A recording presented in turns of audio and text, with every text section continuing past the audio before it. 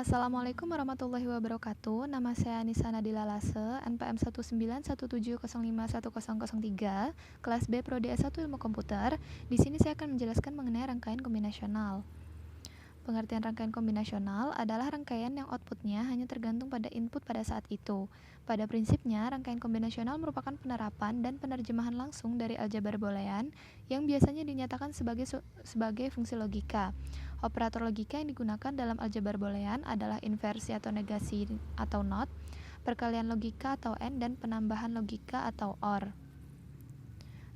Jenis rangkaian kombinasional yang akan dibahas yang pertama yaitu encoder, kedua decoder, ketiga multiplexer, dan yang keempat demultiplexer. Encoder. Rangkaian encoder fungsinya yaitu mengubah suatu sinyal masukan diskrit menjadi keluaran kode biner. Syaratnya M kurang dari 2 pangkat N, di mana M merupakan kombinasi masukan dan N jumlah bit keluaran. Di sini contohnya rangkaian 8 ketiga untuk blok diagramnya seperti ini. Dan ini tabel kebenarannya. Dari tabel kebenaran ini bisa kita simpulkan suatu fungsi aljabar boolean di mana X yang bertegangan tinggi atau bernilai 1 itu ada pada D4, D5, D6, dan D7, Y pada D2, D3, D6, dan D7, dan Z pada D1, D3, D5, dan D7. Untuk masing-masing tegangan tinggi ini akan kita jumlahkan sehingga menghasilkan suatu fungsi aljabar boolean. Dan dari suatu fungsi yang udah kita dapatkan tadi bisa kita gambarkan suatu rangkaian. Decoder.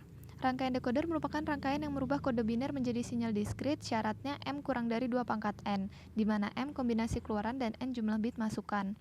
Jadi decoder ini berkebalikan fungsinya dengan encoder. Jadi kan tadi misalnya contohnya 8 ke 3, maka ini contohnya 3 ke 8. Untuk tabel kebenarannya seperti ini. Dari tabel kebenaran ini bisa kita simpulkan suatu fungsi aljabar boolean di mana D0 sama dengan not X, not Y, not Z, D1 not X, not Y, Z, D2 not X, Y, not Z, D3 not X, Y, Z, D4 X, not Y, not Z, D5 X, not Y, Z, D6 X, Y, not Z, dan D7 X, Y, Z. Dari fungsi aljabar boolean yang udah kita dapatkan tadi, kita gambarkan suatu rangkaian seperti ini. Selanjutnya multiplexer. Rangkaian multiplexer adalah alat atau komponen elektronika yang bisa memilih input atau masukan yang akan diteruskan ke bagian output atau keluaran. Pemilihan input mana yang dipilih akan ditentukan oleh signal yang ada di bagian kontrol atau kendali select.